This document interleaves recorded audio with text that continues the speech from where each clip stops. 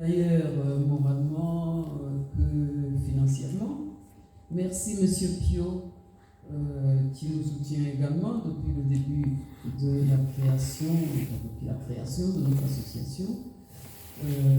Merci à tous. Merci aux bénévoles qui se donnent évidemment pour que notre association puisse rayonner et puisse aussi avoir une oreille attentive de la part de la mairie d'Amiens. Pour l'instant, c'est un vœu pieux, mais nous espérons quand même qu'on les aura à l'usure. Donc, nous avons une volonté farouche d'y arriver, et avec votre soutien, puisque l'association est aussi la vôtre, je pense qu'on y arrivera. Ça mettra peut-être du temps, mais on aura ce centre de mémoire au poteau des fusillés, là où il doit être, là où 35 corps au moins, parce qu'on ne sait pas si ce n'est pas plus, sont tombés et qui sont tombés pour la liberté du pays. Alors évidemment, nous pensons aussi à des personnes qui nous ont quittés, qui étaient dans l'association. Il y en a peut-être qui sont partis et que je ne connais pas, dont je n'ai pas entendu parler. Si c'est le cas, vous pourrez nous le dire. Alors, je pense à M. André Sey, qui nous a quittés tout à fait brutalement, qui était très actif pour notre association, pour son association qu'il avait fondée, donc les Racines KCN, et qui œuvrait dans le même sens que nous, puisqu'il travaillait sur la Seconde Guerre mondiale. Son association continue à fonctionner, mais lui, hélas, il n'est plus là. Cette semaine qui vient de s'écouler, nous déplorons aussi le départ de Madame Lejeune, donc la femme de notre Jacques Lejeune, qui est décédé, lui, en 2019. Mais je ne sais pas s'il y en a d'autres qui sont partis. Nous pensons à eux aussi, et je vous demande d'observer une minute de silence. Chaque année, nous sommes réunis, comme je le disais tout à l'heure, pour la 12e année, et nous réclamons une chose. Notre but n'a pas changé, c'est le centre de mémoire et d'histoire au poteau des fusillés, là où donc ces 35 hommes sont tombés sous les balles nazies. Il faut que leur courage mérite, il faut qu'on rende hommage à leur courage, à leurs actions qui ont fait que la France est redevenue un pays libre. Il est donc de notre devoir d'être vigilants, surtout quand nous savons que des idées subversives envahissent le monde et envahissent aussi notre pays. Je ne vais pas entrer dans les détails. Ce qui nous donne à avoir peur, parce que déjà la guerre en Ukraine dure depuis 2 ans.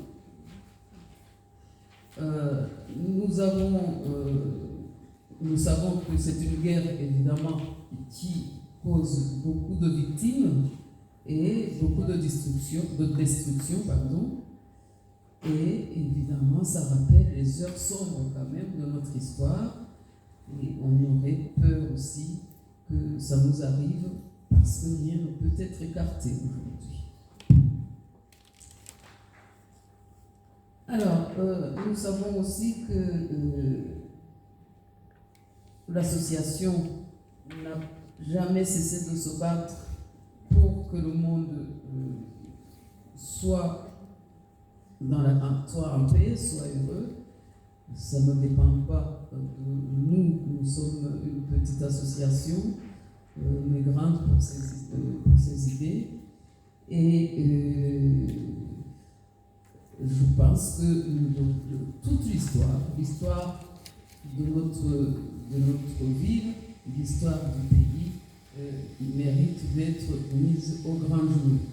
Parce que nous avons entendu de la part de la mairie, il ne faut pas réveiller cette période douloureuse de l'histoire. C'est quand même, je voulais juger. Voilà pour le rapport moral. Je ne sais pas si on vote en arabe. Pour ce rapport, est-ce qu'il y en a qui sont contre?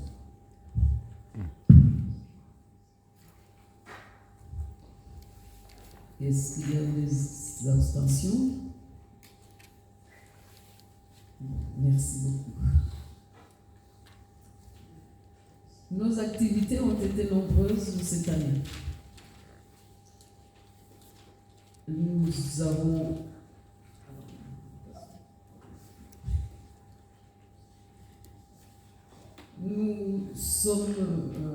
actifs dans les différentes administrations, notamment à l'ONAC. À l'ONAC, où nous faisons partie du conseil d'administration et où nous sommes souvent en contact avec M. Bureau. Nous sommes aussi, de ce fait, en contact avec la préfecture, puisque aux réunions du conseil d'administration de l'ONAC, c'est soit le sous-préfet, soit même le préfet, c'est arrivé, qui dirige les réunions. Nous remercions l'ONAC de nous prêter tous les ans une exposition. Comme vous l'avez remarqué, ce n'est pas toujours la même. Et il nous la prête d'après un thème. Et cette année, nous avons choisi évidemment la libération du territoire. Vous pourrez la regarder tout à l'heure de façon plus posée. Nous sommes toujours investis dans la préparation du concours de la résistance et de la déportation. Donc, à ce titre, nous corrigeons le concours, nous sommes invités à corriger le concours. Et depuis cette année aussi, en fait depuis l'année 2023, nous participons à la remise des prix aux lauréats, c'est-à-dire que nous faisons partie de ceux qui remettent un prix aux lauréats de ce concours. Nous faisons partie également, nous siégeons au conseil d'administration de la MAM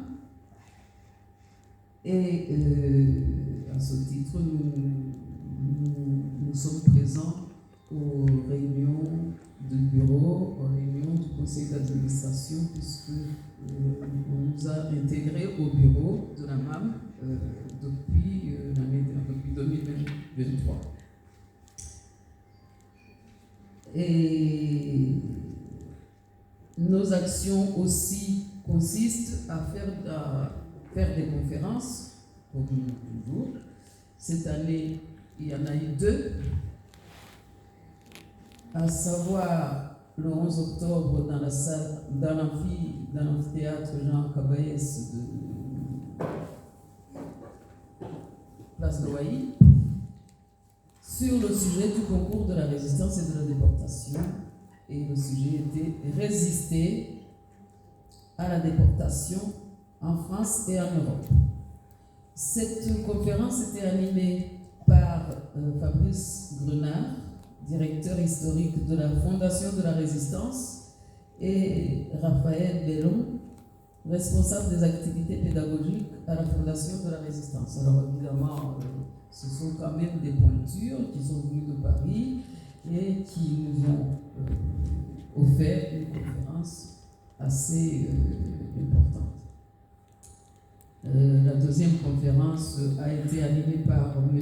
Polak, qu'on connaît, puisqu'il a animé une conférence ici même en 2022, le 8 mai.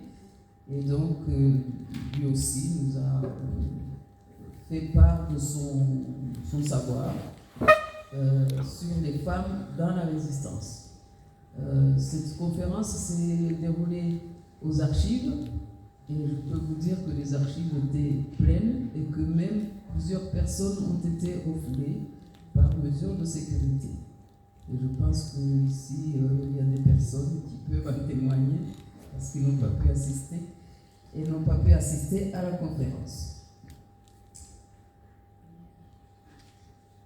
Alors, nous sommes aussi sollicités par les médias pour parler de notre association, par exemple France Bleu, Picardie, par exemple France 3, et évidemment, nous sommes prêts à leur parler de nos objectifs et de ce qui nous anime. Lorsqu'il y a des manifestations comme Agora, nous sommes toujours présents. Nous faisons connaître l'association. Nous sommes au poteau des fusillés aux Journées du patrimoine. Donc cette année, c'était les 17 et 18 septembre 2022. Alors j'ai mis 2022, mais c'est 2023. Et ce qui nous fait beaucoup plaisir, c'est qu'aux Journées du patrimoine, les étudiants découvrent le poteau des fusillés et sont vraiment étonnés de voir que ce que nous demandons depuis tant d'années ne soit pas sur place, surtout que ça leur permettrait de faire leurs recherches et de suivre leurs études de façon à ne pas avoir trop à se déplacer puisqu'ils auraient tout sur place. Surtout qu'il y a beaucoup d'étudiants maintenant qui préparent des mémoires de master sur le poteau des fusillés. Il y a beaucoup d'étudiants qui préparent aussi leur thèse là-dessus. Et donc c'est dommage. Ils viennent d'ailleurs nous dire merci parce que nous leur avons donné une idée pour leur travail et ils sont contents. Et ils sont étonnés qu'il n'y ait rien qui soit aménagé à cet endroit-là pour leur permettre d'en faire davantage. Alors évidemment, c'est un endroit qui attire beaucoup de monde maintenant parce que nous avons essayé de nous faire connaître. Beaucoup de visiteurs. Par exemple, nous avons reçu en 2023 M. Doual, qui est du ministère des Armées et qui est prêt, évidemment, à nous aider lorsque la mairie aura donné son feu vert. Nous avons aussi reçu des étudiants accompagnés de leurs professeurs, des étudiants de la faculté d'histoire, accompagnés de leurs professeurs.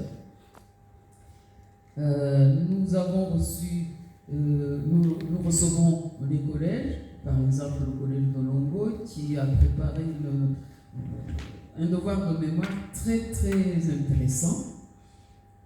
Et nous recevons aussi maintenant des associations, comme l'association Divina Commedia. C'est une association qui est animée par un professeur d'italien, et ils avaient organisé une journée mémoire pour leur association avec des conférences à Place d'Oreiller, etc.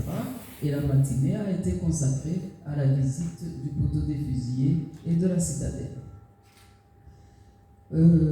Pas plus tard qu'il y a 2 jours, nous avons fait visiter le poteau à une classe de 3e du collège Rosa Parks. Alors, vous verrez aussi dans la carte qu'on vous a donnée les différentes rencontres que nous avons faites avec les autorités, ceux qui nous soutiennent, ceux qui... ils sont tous d'accord de toute façon, sauf la mairie. Et quand je dis la mairie, c'est Madame le maire, c'est Monsieur le président de Damiens Métropole. Parce que les autres, même les adjoints, ils sont prêts à aller dans notre sens. Je vous disais, Madame Ben Mokhtar nous a même promis, je pense que ça aura lieu, une subvention pour notre association. Alors qu'Amiens nous a donné, tenez-vous bien, 150 euros. Voilà. Alors, parmi nos soutiens, il y a aussi M. Delépine, dont je vais parler un peu plus tard. C'est le maire de Mers-les-Bains qui est très investi dans notre association et qui même fait partie du conseil d'administration de notre association. Il ne peut pas venir aux réunions, mais il nous envoie ses idées et c'est très bien. Madame la députée Ingrid Dournessin soutient notre démarche également. Et donc, parmi les rencontres que nous avons faites aussi, nous sommes en train de voir comment faire des actions pour le 80e anniversaire de la libération de l'Amiens. Et donc, nous sommes allés voir un jeune de la mairie, Fabien Eke, qui est tout à fait partant. Et nous pensons que nous pouvons travailler avec lui, mais cela ne nous donne pas le centre de mémoire. Nos productions, nous continuons les flash info. J'espère que tout le monde le reçoit. Est-ce qu'il y en a qui ne reçoivent pas le flash info? Très bien. Nous avons aussi des brochures, comme vous avez pu le voir, et nous sollicitons évidemment les adhérents à produire des brochures aussi, dans la mesure du possible, comme l'a fait déjà Monsieur Seué, Monsieur Laout, qui est ici, et évidemment, ça nourrit notre histoire. Alors, je ne vais pas vous dérouler non plus les cérémonies auxquelles nous avons assisté, parce qu'il y en a beaucoup. Il y en a beaucoup. Justement, dans les productions, nous allons avoir bientôt une brochure sur les Samariennes dans la résistance, et une brochure assez conséquente qui est en train d'être produite par Myriam Cap. Où est-elle? Elle est là-bas derrière. Donc, elle est secrétaire adjointe dans l'association. Et je pense que vous vous précipiterez pour l'acquérir parce qu'il est vraiment... Enfin, elle a fouillé, on l'a détourné, elle était scientifique, elle devient historienne.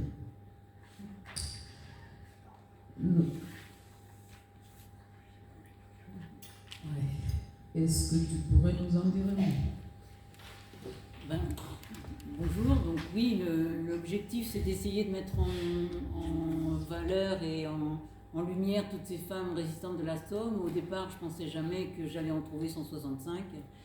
Enfin, à ce jour, et encore, la liste est loin d'être exhaustive. Je remercie aussi, par exemple, dans la salle, il y a la fille d'une de nos résistantes qui témoigne.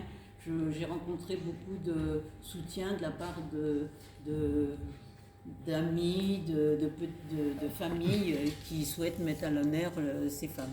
Je choisis là en couverture Madeleine Muchlis, puisqu'elle est la plus connue sur Amiens, mais je voulais absolument que cette brochure soit pour l'ensemble du département pour la Somme. Donc à côté se trouve Geneviève Fertel. Je l'avais choisie parce que c'est une des rares femmes résistantes à faire partie des forces françaises libres. Et à côté, vous avez pas connu localement, mais connu nationalement, c'est Violette Sasbo, qui est franco-anglaise, puisque sa famille est de Pont-Rémy et de Noyelles, et qu'elle a été obligée de partir en Angleterre pour rejoindre le service secret britannique, et qui a été tuée en janvier 1945 sur ordre d'Hitler de 2 balles dans la tête. Donc voilà, je trouvais que c'était important de montrer quelques destins de femmes en Somme. Bon, évidemment, ce n'est que 3 parmi une multitude de contributions. J'ai choisi aussi Jeanne Vignon, qui, vous voyez, à un certain âge, a disposé d'une grande maison rue Villefranc-Warmé, et qui, à la mort de son mari en 1941, elle travaillait déjà dès 1940, si j'ai bien compris, dans un des premiers réseaux de résistants sur Amiens. Elle était à côté de Jeanne Fourmentreau, qui était surveillante générale à Mechlis, et sa grande maison, qui sur la rue n'avait aucune fenêtre, était une pension de famille pour aviateurs. Elle en avait jusqu'à 12 ou 14, et je trouve que cette femme, citée par le maréchal Leclerc quand il est venu à Amiens, mérite d'être mieux connue. Elle a été conseillère municipale en 1950. En dessous, peut-être que vous connaissez, mais bon, vous la connaissez maintenant, puisqu'elle est encore vivante. C'est Madeleine Riffaut, qui est née à Arvillers dans la Somme, et dont le point de départ de l'engagement a été la gare d'Amiens, mais son combat et sa résistance est sur Paris. Donc elle aura 100 ans le 24 août, le jour de la libération de Paris. J'ai voulu montrer aussi toutes les facettes. Peut-être certaines connaissent je ne sais plus son prénom, Gisèle Dujardin, qui est une des rares à avoir manié l'explosif, puisqu'elle a fait partie de l'équipe qui a fait l'attentat du Royal au centre-ville. Cet attentat du Royal, c'est contre le foyer des officiers allemands, et je trouvais que c'était intéressant de montrer qu'elles avaient même combattu les armes à la main, et que nous avions aussi une qui avait combattu sur Amiens. À côté, en dessous, vous avez Juliane en fait, qui a été mise en valeur l'année dernière par l'association Le Forestel de Lyomer, et qui a cherché à rentrer en contact avec nous. Je pense que c'est une institutrice peu connue, mais qui était responsable des réseaux dans la région de Lyomer. Donc toujours pour montrer qu'on veut travailler sur l'ensemble du département et de mettre en valeur toutes les femmes résistantes à l'est, à l'ouest, au nord du département et partout. Alors ce destin de femmes en Somme, beaucoup malheureusement sont partis dans les camps de concentration. J'ai choisi comme photo pour l'illustrer une connue qui s'appelle Renée Caussin, qui a malheureusement laissé 2 orphelines à la fin de la guerre, et qui était connue pour avoir fait plus de 300 passages de la ligne de démarcation. Alors pourquoi j'ai appelé Destin de femme en Somme? C'est parce que je trouvais qu'il était anormal de ne rester que sur les résistantes, et que certaines femmes juives de la Somme ont été elles aussi déportées, la rafle du 4 janvier 1944, et du coup j'ai modifié le titre et j'ai aussi travaillé un petit peu sur les femmes juives déportées de la Somme, ce qui explique le titre Destin de femme en Somme. Puis je ne veux pas que ça se conjugue qu'au passé. Bien sûr, elles sont des modèles, elles ont montré qu'elles avaient fait autant que les hommes, que c'était elles avaient montré leur courage, leur détermination. 3 sont encore vivantes, donc Madeleine Riffaut, que j'ai choisie pour montrer son combat toute sa vie. J'ai choisi aussi Ginette Kolinka, puisque en janvier dernier, elle était encore dans les collèges et lycées d'Abbeville, et que quand on rencontre Ginette Kolinka, on ne l'oubliera jamais. Et par conséquent, je l'ai fait témoigner. Et puis j'ai choisi une 3e qui est moins connue, qui est présidente d'honneur de la Fondation de la Résistante, et qui s'appelle Marie-Josée Chambard de l'Aube, et qui a écrit un livre Résister toujours. Et pour moi, j'ai essayé de contribuer modestement à faire en sorte de se transmettre le riche héritage qu'elles nous avaient laissé. Et je crois elles ont ouvert la voie, et je crois que c'est important pour les générations futures de les faire connaître. Je vous remercie.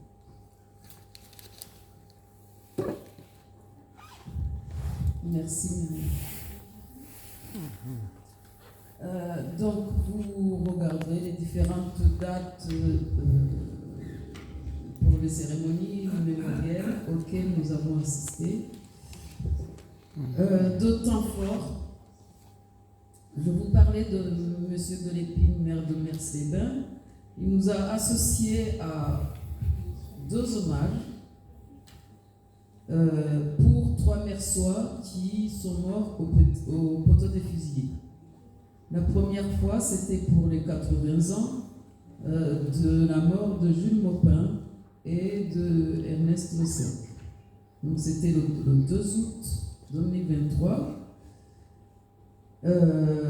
Et ils ont tenu à être présents à l'heure à laquelle les personnes avaient été fusillées. Ce qui a fait qu'ils sont partis de Mers-les-Bains à 4 h du matin.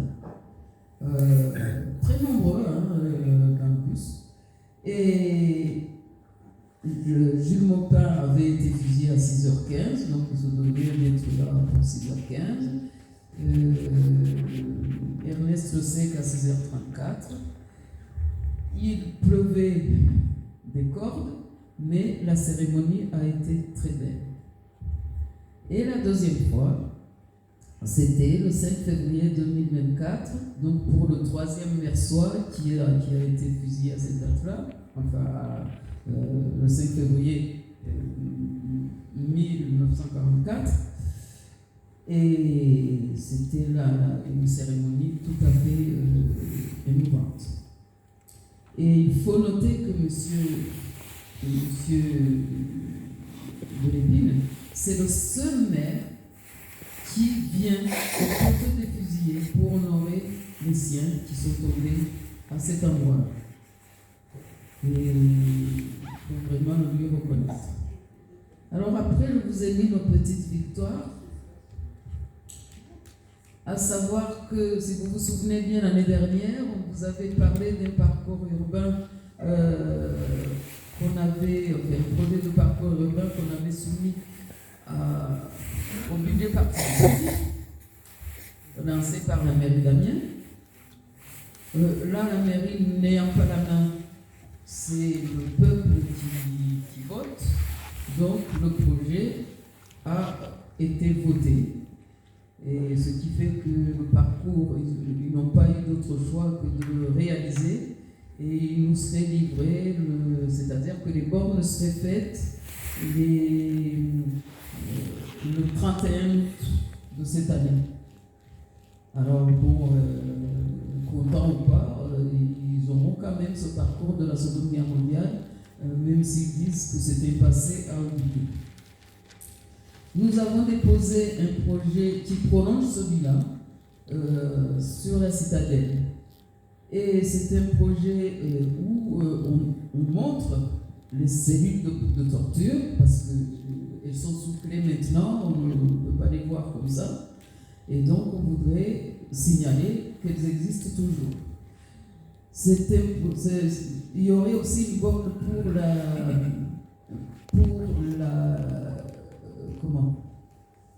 le charnier. Parce que ce charnier, on avait pensé qu'il avait été comblé lors des constructions de l'université. Il se trouve qu'il est visible, il est à l'écart, il est à côté de la porte d'Abbeville, mais il n'est pas entretenu du tout. Et personne ne sait quand il passe qu'il y avait des corps enterrés là-dedans. Donc, il y aurait 6 bornes comme ça il y aura 6 bornes comme ça à la citadelle, parce que le projet soumis au vote également en 2023, cette fois-ci, c'était vraiment le plébiscite, quoi, parce que autant pour le premier projet, on avait été 10e, autant celui-ci, on a été 5e. Donc, peut-être si nous en déposons un autre, nous serons premiers. Donc, c'est pas. Alors, nous poursuivons évidemment la préparation d'une exposition sur la résistance et la déportation, qui serait cette fois-ci la nôtre, qui serait itinérante, comme je vous disais. notre conseil d'administration, notre conseil scientifique, qui nous guide, qui nous conseille, comme son nom l'indique, est composé de 10 membres et ils se réunissent régulièrement pour justement nous montrer le chemin. Mais il est évident que ces victoires ne nous dévient pas de notre objectif principal, c'est le centre de mémoire. Alors, évidemment, nous encourageons nos adhérents des communes de la Somme à réaliser des actions en hommage des résistants et des déportés. Nous avions eu un bel exemple de M. Van den Bosch qui avait fait une exposition sur son père déporté. Nous savons que notre ami Jean-Marie Lahout mène des actions aussi du côté de là où il habite, dans les communes, et même dans les communes voisines. Et nous avons Pierre d'Assonville, 97 ans. Hein, Jean-Marie, tu me corriges si je... Oui, Pierre, il vient d'avoir 97 ans. Ah ben voilà. Le 26 février. Voilà. Et donc, qui est très impliqué. Il est actif. Très actif. Ouais. Et il travaille de concert avec les écoles de Nel et surtout M. le maire. Et je fais déjà de la pub pour le 8 mai après-midi 2024, où là, il y aura, après bien des demandes et des demandes, des grandes coopérations avec la municipalité, il y aura une stèle sur la place principale de Nel devant la mairie. Et sur cette stèle figureront les résistants qu'ont fait, notamment ceux qui ont fait l'attentat et qui ont fait sauter la distillerie de Nel il y a 80 ans. Et jamais à Nel, il n'y a eu de manif pour ces gens-là. Il n'y a aucune rue, il n'y a aucune place, on les a oubliés, quoi. Et ces gars-là ont été fusillés. Et puis, donc, il y aura une grande manifestation le 8 mai après-midi. Et voilà. Et Pierre s'arrange pour mettre le paquet, comme on dit, même à 97 ans. Voilà.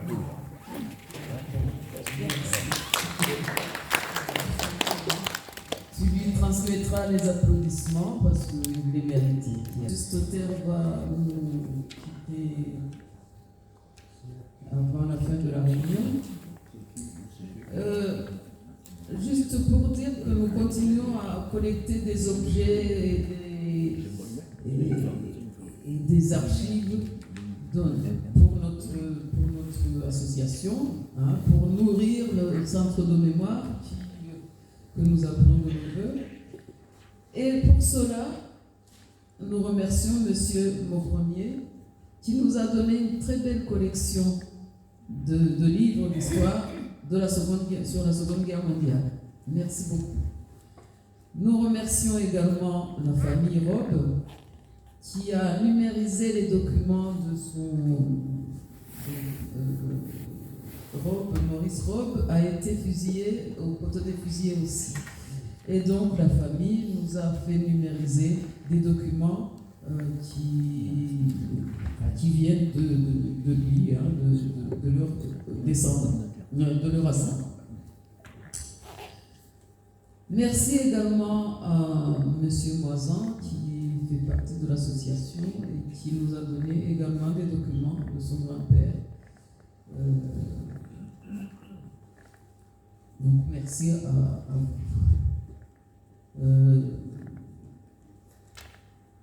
Je ne pense pas avoir oublié quoi que ce soit qu'on ait fait. Hein. Donc, celui au vote aussi. C'est ce bilan d'activité. Qui est contre? Qui s'abstient? Je vous remercie beaucoup. Alors, je vous laisserai lire comment dirais-je, nos perspectives. Notamment, nous poursuivrons nos interventions dans les établissements scolaires, nous poursuivrons nos rencontres avec les étudiants. Nous continuons évidemment à animer des réunions publiques quand nous pouvons, quand les communes sont d'accord. Et nous organiserons sans doute des voyages lorsque ce sera possible. Comme je vous disais, on continue la collecte d'objets, etc. Le nombre d'adhérents varie peu, parce qu'il y a des départs, il y a des entrées, il y a des oublis qui se rattrapent après une année ou deux. Voilà, on tourne autour de 250, mais les 250 ne se sont pas tous acquittés de leur cotisation. Notre trésorière va vous en parler après. Donc, notre centre de mémoire vivra. Nous sollicitons votre appui et vous allez nous donner évidemment le courage de continuer vos réflexions, même vos publications, parce que ce que vous écrivez par exemple dans le Courrier Picard, ce qu'on peut dire ici ou là dans des réunions, ne peut que nous servir. Et je pense par exemple à M. Dansonville dont nous parlions, qui écrit souvent au Courrier Picard pour dire écoutez, la mairie d'Amiens, ça suffit, donnez le centre de mémoire. Voilà, et je vous remercie de votre attention.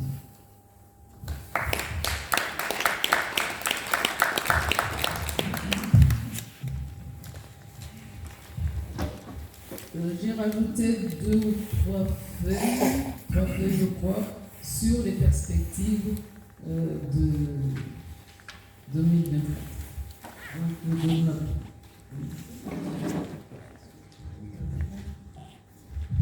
Oui, pardon, Madame la Présidente, de perturber un peu le déroulement de votre Assemblée Générale avant que la trésorière vous présente les comptes.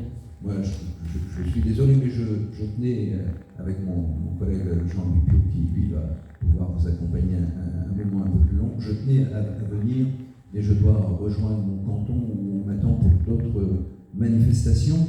Je tenais à être avec vous pour vous apporter le soutien de conseillers départementaux et par là même s'il n'y a pas de représentant officiel du conseil départemental, du soutien du département dès lors que le porteur, qui ne peut être que la ville, aura décidé de faire ce centre de mémoire et d'histoire dédié à la résistance et à la déportation.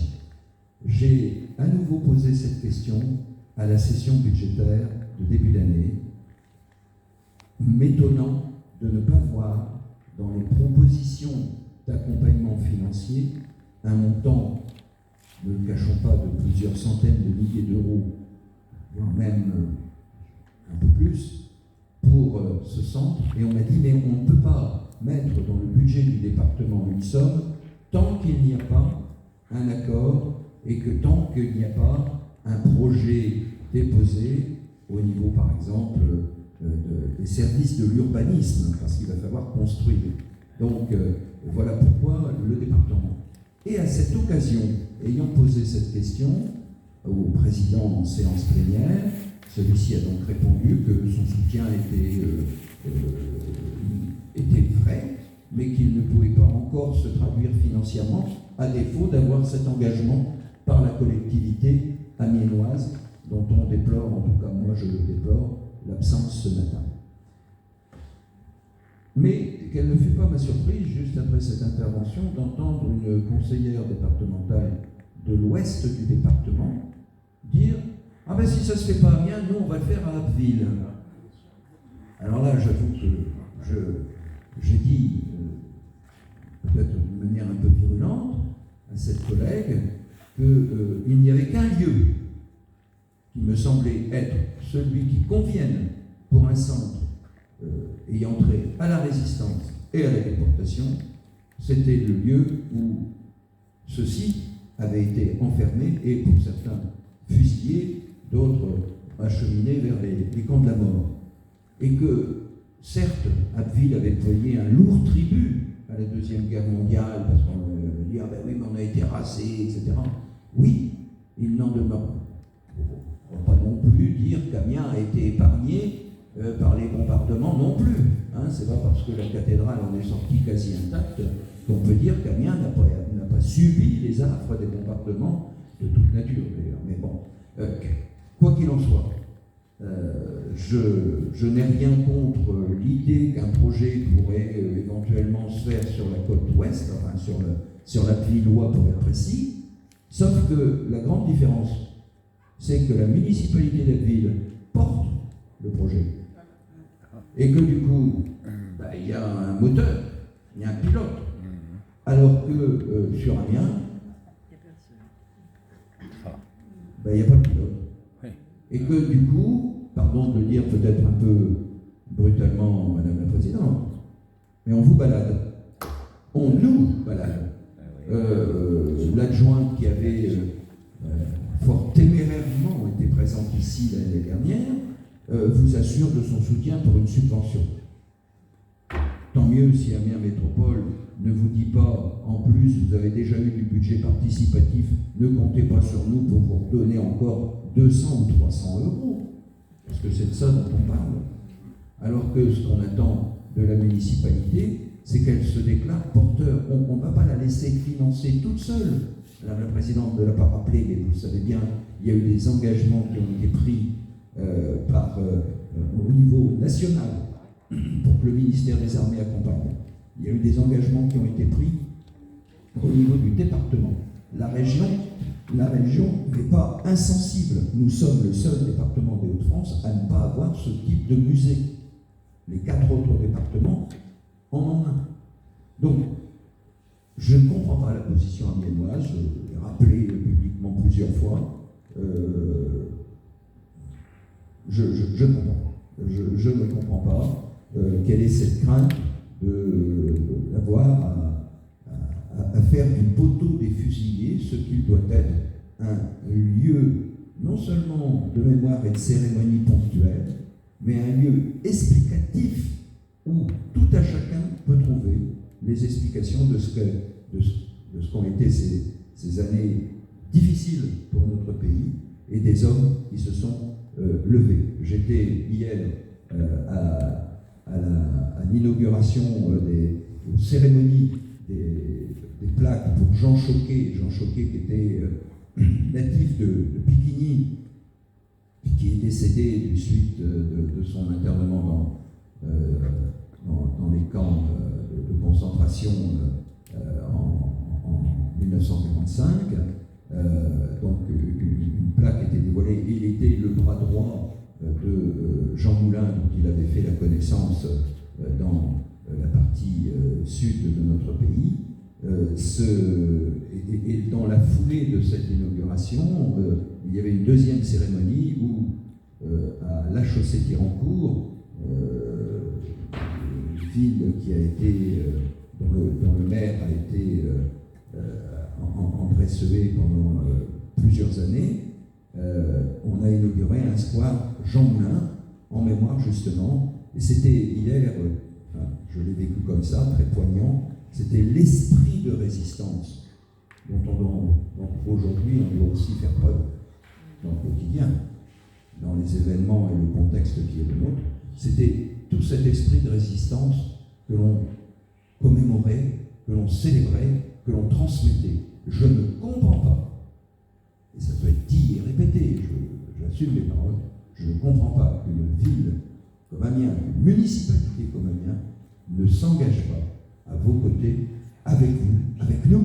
Je suis membre de votre association, avec nous, pour que ça se concrétise enfin. Voilà, je ne serai pas beaucoup plus long, je pourrais être interminable, mais c'est moi qui dois m'en aller, donc je vous souhaite une bonne continuation. J'ai vu qu'au niveau finance, les choses étaient un peu meilleures. Il n'en demeure pas moins que le montant envisagé pour l'investissement sera porté par les collectivités et pas par l'association, on est bien d'accord. Et je sais aussi que nous travaillons pour que, au-delà de la construction d'un centre, c'est quelquefois ce qui fait peur, c'est le fonctionnement même du centre, mais sa localisation, surtout avec l'université maintenant à la Citadelle. Je pense que l'éducation nationale, je ne suis pas mandaté pour parler en son nom, mais je sais que l'éducation nationale trouverait là un terrain d'études et de réflexion intéressant pour l'ensemble des étudiants. Voilà. Bonne assemblée générale à vous tous et excusez mon départ un peu précipité. Merci, monsieur Stéphane. Merci beaucoup, monsieur Stéphane. Nous sommes sensibles à votre soutien. Voilà. Alors, je voudrais vous parler dans les perspectives dont je parlais tout à l'heure. Vous avez cette petite feuille dans votre